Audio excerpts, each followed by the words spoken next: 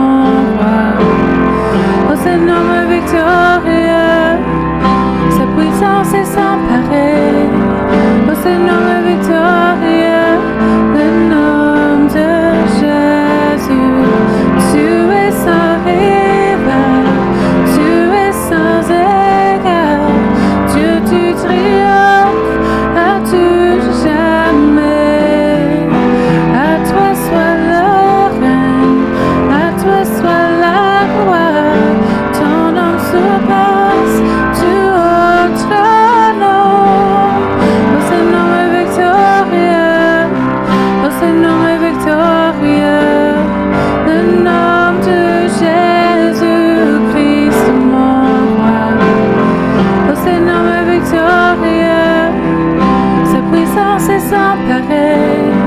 Oh, c'est nom victorieux, le nom de Jésus. Oh, c'est nom victorieux, le nom de Jésus. Oh, c'est nom victorieux, le nom de Jésus.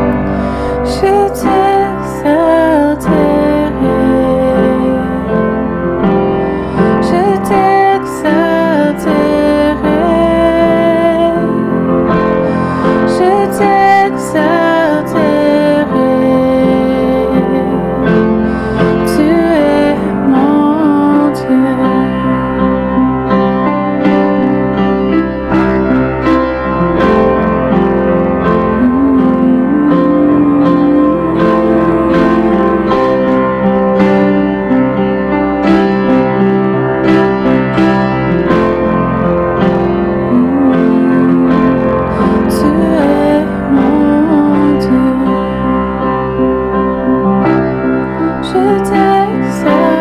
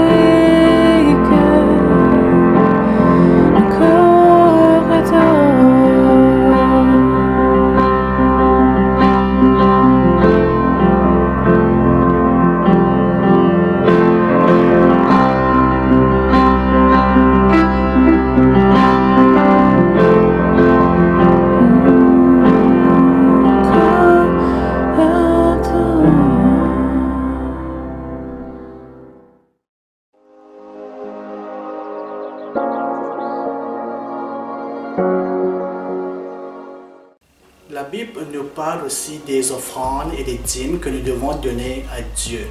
Dieu nous a tout donné, il nous donne la vie, il nous donne tout ce dont nous avons besoin. Et si Dieu nous demande de donner la dîme et les offrandes, ce n'est pas parce que Dieu a besoin de notre argent, mais c'est pour nous un signe de reconnaissance de ce que Dieu nous a donné. Et nous savons que ce que nous donnons dans les mains de Dieu, Dieu est plus que capable de les multiplier. Je vous encourage donc à donner avec joie, à donner sachant que ce que vous donnez à l'Éternel, Dieu ne va pas juste faire l'addition, mais Dieu va multiplier. Et la promesse que Dieu nous a dit, c'est qu'il pourvoira toujours à nos besoins. Et puis ma prière pour toi ce matin, lorsque tu donnes ta dîme et tes offrandes, c'est que la farine que tu as chez toi, que l'huile que tu as chez toi, parce que c'est dit dans la Bible où le prophète a dit que cette huile, cette farine, le peu qui te reste encore chez toi, Dieu va toujours pourvoir. L'huile, il y en aura toujours. La farine, il y en aura toujours. Dieu va pourvoir.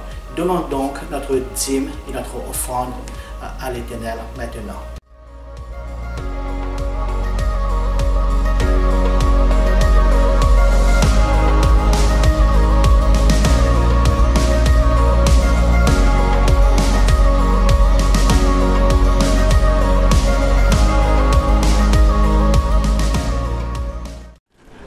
Bonjour chère Église, bonjour chère famille, Église des Nations.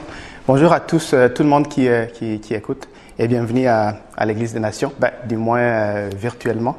C'est vraiment une grâce de Dieu de pouvoir se réunir comme ça, puis gloire à Dieu pour la technologie, puis pour toutes les personnes qui travaillent très fort pour que nous puissions, malgré ce temps de confinement, que nous puissions nous rassembler et partager la parole et prier ensemble et louer le Seigneur à travers les chants et l'adoration.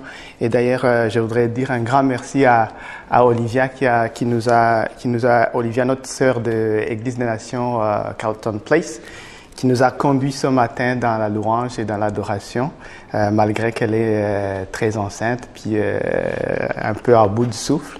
Merci beaucoup, Olivia. Alors, je voudrais prier avant de commencer le message. Seigneur Dieu, nous te remercions. Nous te remercions parce que ce moment, tu nous le donnes encore une fois pour que nous puissions entendre de ta parole, pour que tu puisses nous parler dans nos cœurs.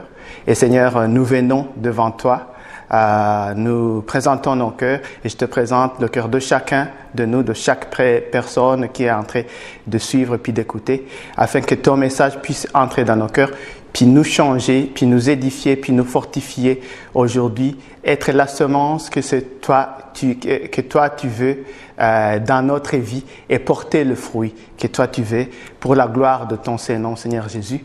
En ton nom merveilleux, nous prions. Amen. Alors, aujourd'hui, comme titre de message, je vous propose la parole avant la tempête.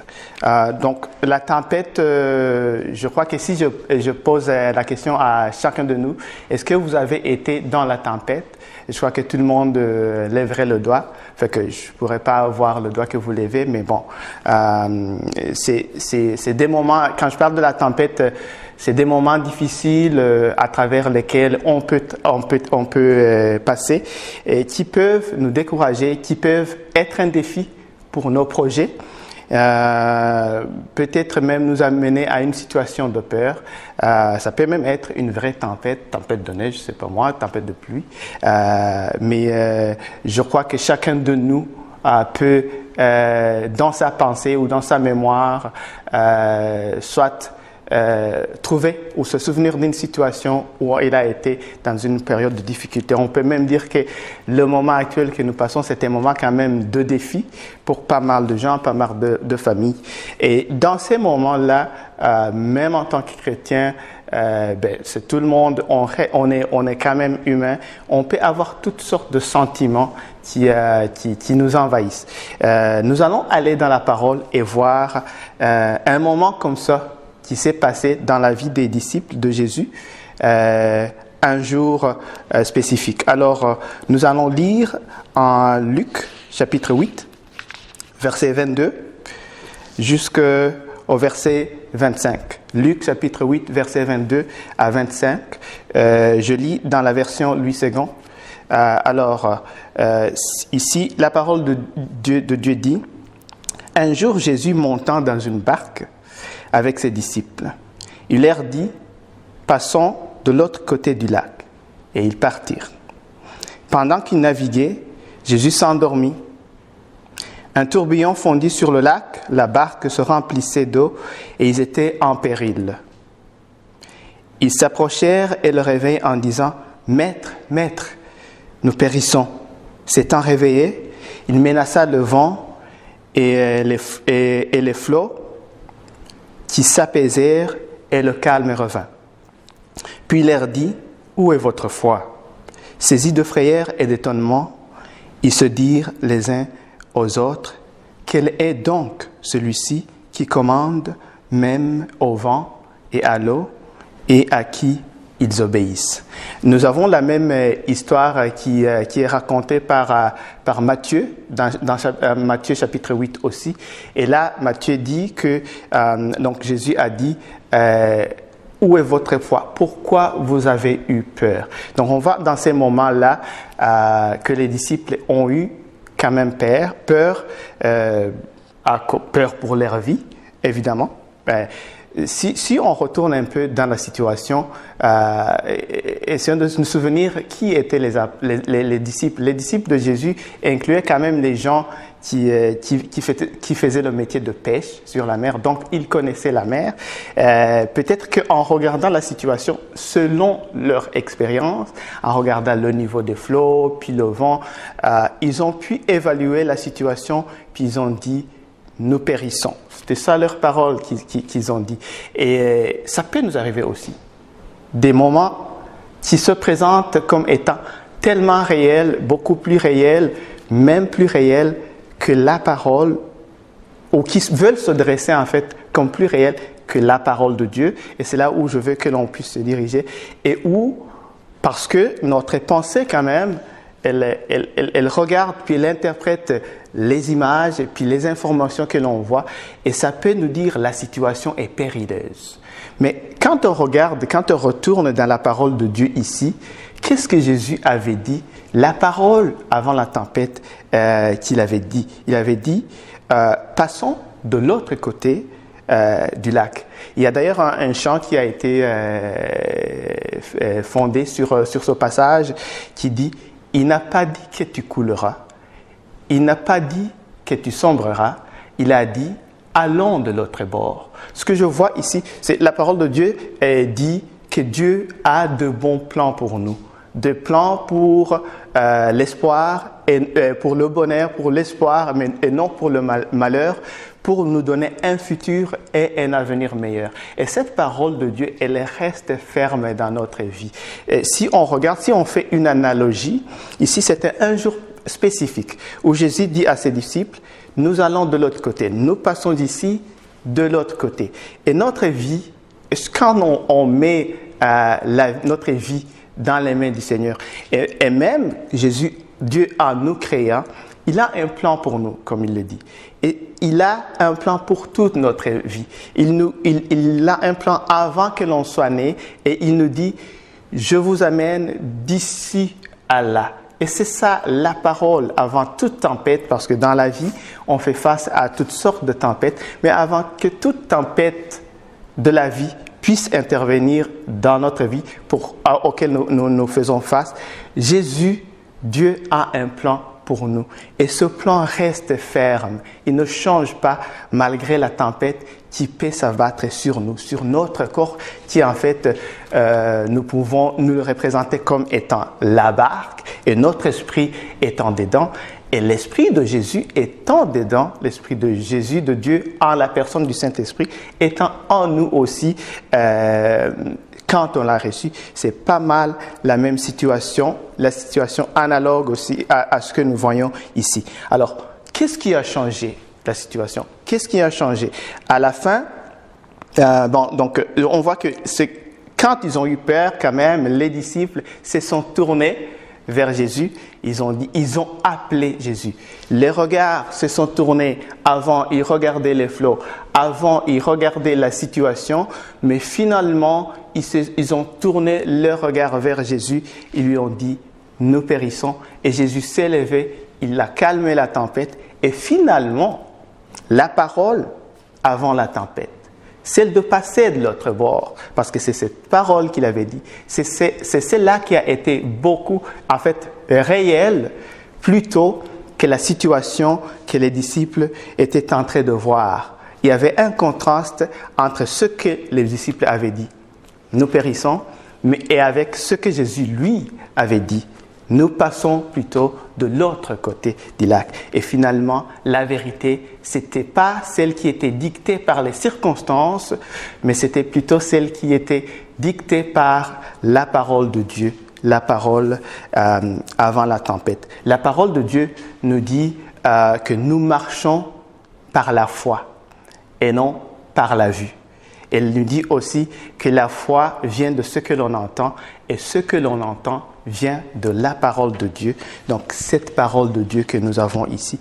Et il y a tellement de paroles, il y a tellement de promesses qui sont ici dans cette parole qui nous fortifient et qui nous donnent des outils qui peuvent nous permettre de braver des tempêtes. Le Seigneur Dieu, Jésus a dit d'ailleurs, je vous donne ma paix, je vous laisse ma paix, je ne vous donne pas comme le monde donne, que votre cœur ne se trouble point et ne s'alarme point. Et nous pouvons fonder notre foi sur cette parole-là parce que celui qui l'a dit, c'est Dieu qui ne ment pas, qui ne se retourne pas dans la parole et il accomplira ce qu'il a dit.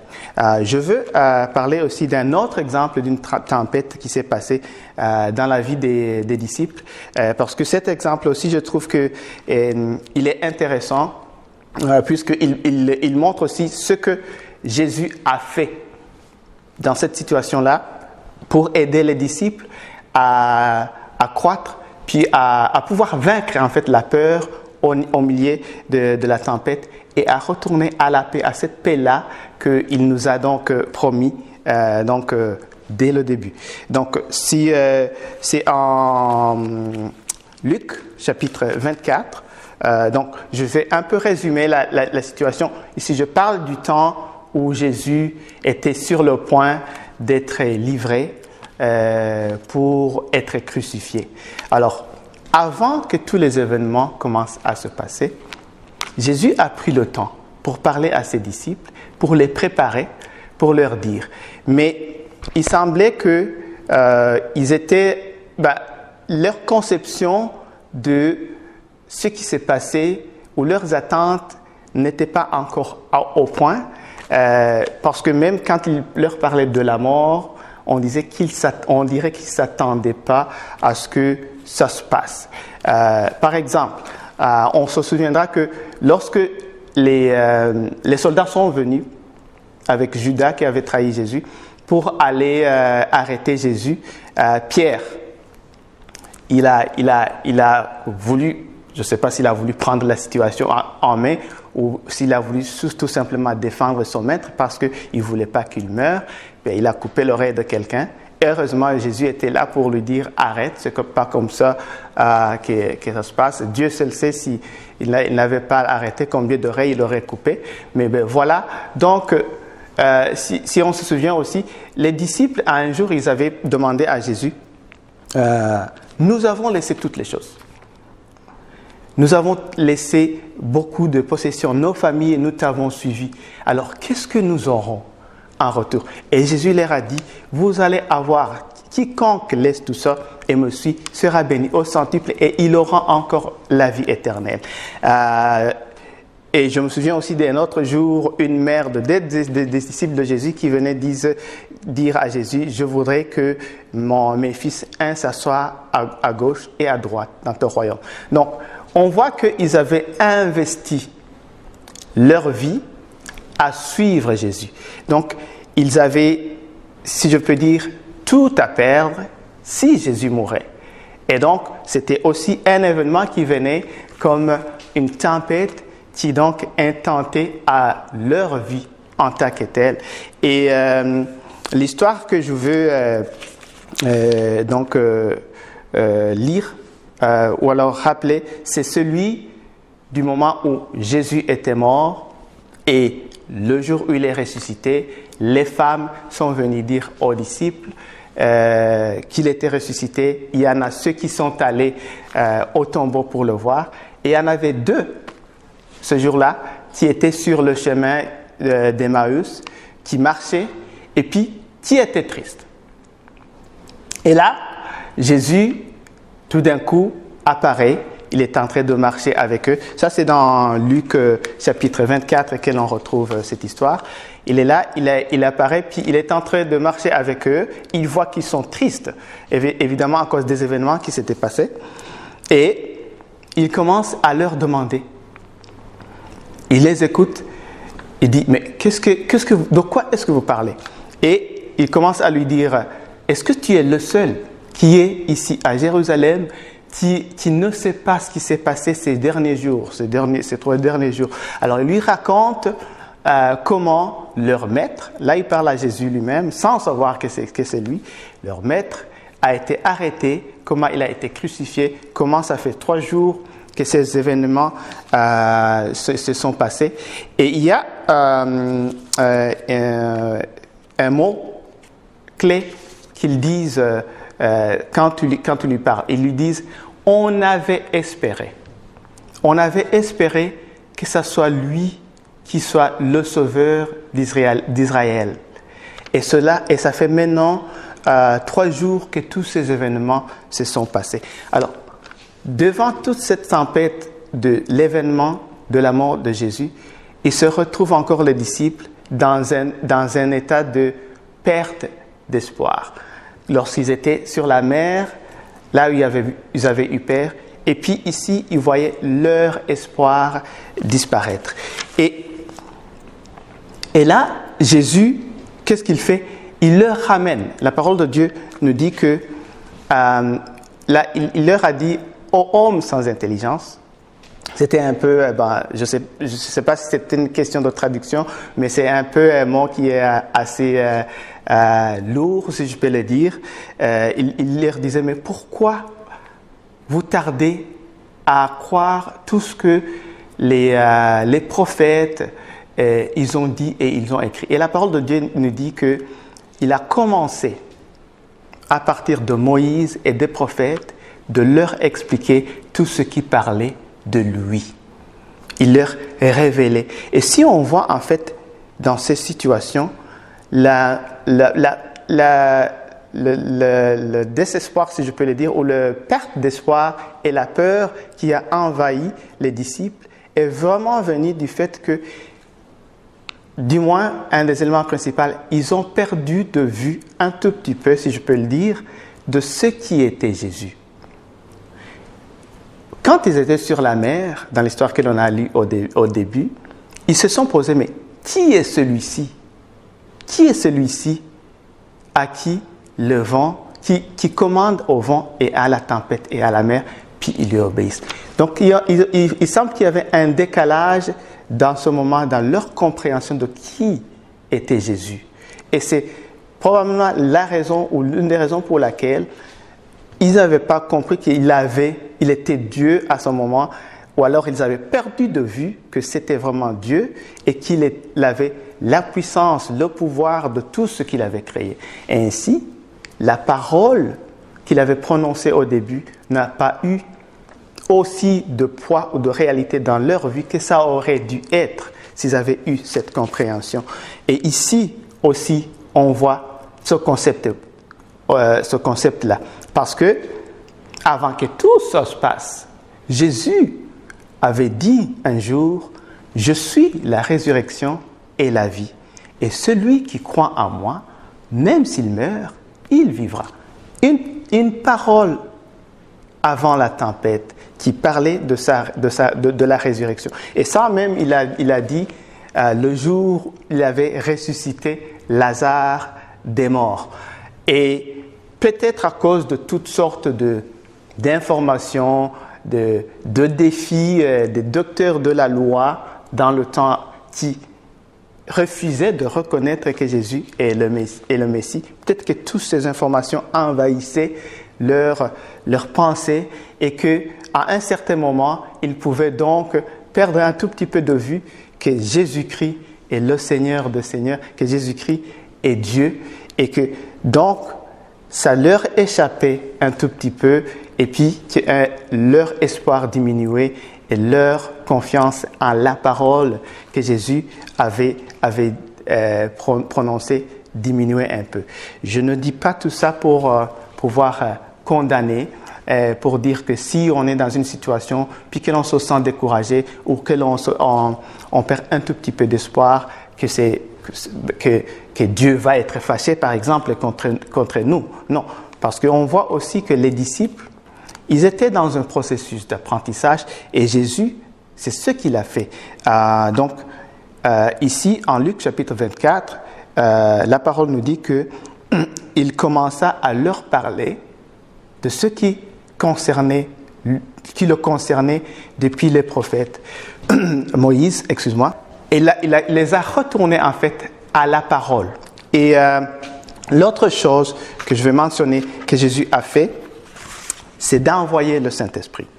La parole de Dieu nous dit que Jésus a dit « Je veux vous envoyer le Saint-Esprit et le Saint-Esprit vous enseignera et vous rappellera tout ce que je vous ai dit. » Et on va voir un changement important dans la vie des disciples quand ils ont reçu le Saint-Esprit.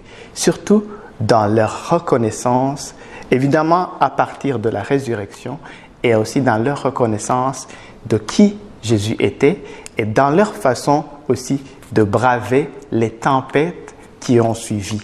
En fait, Jésus, même quand il a prononcé les paroles où il disait « Je vous laisse ma paix, je vous donne ma paix », il parlait aux disciples non seulement de cette tempête, de tribulation, de ce défi dans leur vie durant sa mort, mais aussi il leur parlait du temps qui va suivre après, qui vont avoir des persécutions. Et il leur disait « Je vous donne ces paroles afin que vous ayez la paix à moi. » Parce que le Saint-Esprit viendra et il va encore une fois vous rappeler mes paroles. Et ce que l'on voit, si on va par exemple dans Jean, l'apôtre Jean, qui écrit, évidemment, quand il a écrit ça, c'était après que Jésus était déjà monté au ciel et les disciples avaient reçu le Saint-Esprit, Dieu en nous. Jean écrit et dit « Au commencement était la parole. Et la parole était avec Dieu. » Ici, la parole, il parle de Jésus. Et la parole était Dieu. Il était au commencement avec Dieu. Au verset 3 de Jean chapitre 1, il dit « Toutes choses ont été faites par elle, et rien de ce qui a été fait n'a été fait sans elle. Et en elle était la vie, et la vie était la lumière des hommes. » Et plus tard, au verset 14, il dit « Et la parole a été faite chair, et elle a habité parmi nous, pleine de grâce et de vérité, et nous avons contemplé la gloire, une gloire comme la gloire du Fils unique venant du Père. » La vérité de Dieu créateur s'est révélée dans le cœur de ses disciples quand ils ont reçu le Saint-Esprit, Dieu en eux. Et quand il leur a rappelé toutes les paroles que Jésus leur avait prononcées pendant qu'il était avec lui. Et on voit, quand on va dans les actes des apôtres, comment, à travers diverses situations, les apôtres maintenant ont pu affronter la tempête avec tant d'assurance, beaucoup plus d'assurance quand on les a menés devant des tribunaux. Quand même, Paul et Silas étaient en prison, qu'ils étaient capables de braver cette tempête à cause du Saint-Esprit qui était en eux, qui leur rappelait la parole de Dieu qui est la parole de vie. Jésus a dit, « Je vous donne ma paix, je vous laisse ma paix. Je ne vous donne pas comme le monde donne, que votre cœur ne se trouble point et ne s'alarme point. » Et c'est cette parole que je crois que Jésus veut qu'elle puisse être le fondement de notre méditation, surtout dans des moments de tempête. Que l'on se souvienne que celui qui a dit cette parole, c'est Dieu, le Fils de Dieu, le Créateur de toutes choses. S'il y a quelque chose qui menace autour, le monde, l'univers, que ça vienne même des hommes, Dieu comprend les cœurs des hommes. Il dit, je règne sur les nations. Il n'y a rien qui soit au-delà de sa puissance et nous pouvons rester dans cette parole en sachant que celui, l'Esprit de Dieu, le Saint-Esprit qui est en nous, c'est le même Esprit même qui a ressuscité Jésus des morts. Et si, en fait, vous n'avez pas encore reçu ce Saint-Esprit, si vous n'avez pas encore reçu Jésus, que vous dites, mais dans ma situation, Jésus n'est pas dans cette barque-ci, dans ce corps-ci, et que vous voyez que vous êtes en train d'affronter les tempêtes seul, la parole de Dieu dit, Jésus en fait a dit, « Voici, je me tiens à la porte de votre cœur, et je frappe. » Et il dit, « Si quelqu'un entend ma voix et qu'il ouvre, j'entre. » Donc, c'est vraiment une promesse pour nous. Le prince de paix, il dit, « J'entre dans ton cœur, je reste là, je vais souper avec toi, je vais rester avec toi. » Et il a même dit, en quittant cette terre, il a dit, « Je serai avec toi, avec vous, tous les jours, jusqu'à la fin du monde. » Frères et sœurs, chère famille de Dieu, que cette paix-là, qui surpasse toute compréhension, c'est là que Jésus nous a laissé, puisse garder nos cœurs, afin que nous puissions, malgré tempêtes ou défis auxquels nous pouvons faire face, rester fermes et avoir de l'espoir en tout temps. Que Dieu vous bénisse. Amen. Cher ami, j'espère que tu as aimé participer au culte en ligne avec nous ce matin et que le message t'a plu.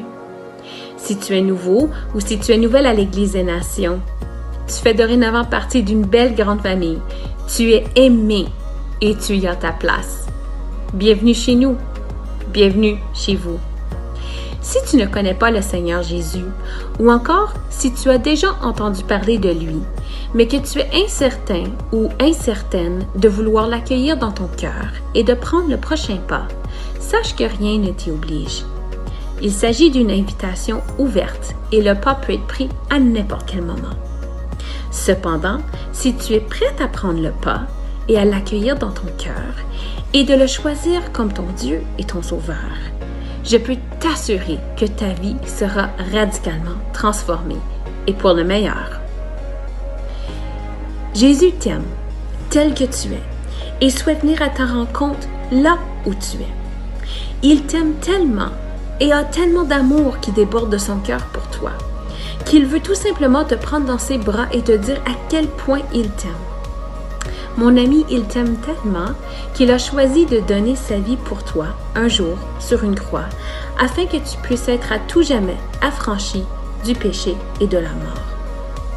La parole nous le dit d'ailleurs. Car Dieu a tant aimé le monde qu'il a donné son Fils unique afin que quiconque croit en lui ne périsse point, mais qu'il ait la vie éternelle. Quand tu choisis de donner ta vie à Jésus, tu deviens son enfant bien-aimé. Et encore, je le répète, la beauté dans tout ceci, c'est qu'il t'aime tel que tu es. Et il vient à ta rencontre là où tu es. Tu n'es pas obligé de faire des exploits pour venir à lui. C'est lui qui vient à toi. C'est son amour qui vient vers toi. Si à quelque part dans ton fort intérieur, tu te dis « Oh, bof, j'ai fait tellement d'erreurs dans ma vie. J'ai fait tellement de gaffes. J'ai fait tellement de bêtises. J'ai tellement de blessures. Qui pourrait donc m'aimer? » Sois rassuré, Jésus t'aime tel que tu es, en dépit de ses blessures, de ses gaffes et de ses erreurs du passé. Rien n'est trop petit et rien n'est trop grand pour que son amour vienne tout changer, tout transformer, tout restaurer. Encore, la parole nous le dit. Je t'ai appelé par ton nom, tu es à moi, tu as du prix à mes yeux et je t'aime. Bien-aimé, comment ne pas vouloir tomber dans les bras d'un papa d'amour qui veut tout simplement se tenir tout près de toi et t'amener là où tu ne t'imaginais pouvoir aller? Es-tu donc prêt à faire le pas? Si oui, je t'invite à fermer les yeux maintenant et à faire cette prière toute simple. Tu peux même répéter après moi. Seigneur Jésus, aujourd'hui, je te choisis. J'ai besoin d'un parent d'amour pour venir me transformer, me relever, m'aider, me guider, me consoler, me guérir, mais surtout m'aimer. Je te demande de venir dans mon cœur, de transformer ma vie, afin que je puisse être ton disciple et que je puisse obtenir la joie et la vie en abondance. Je t'aime, Seigneur Jésus. Amen. Cher ami, si tu viens de prier cette prière, nous croyons que tu es né de nouveau. Nous avons tellement hâte de t'accueillir parmi nous, de faire connaissance et de marcher la route avec toi. Sois béni.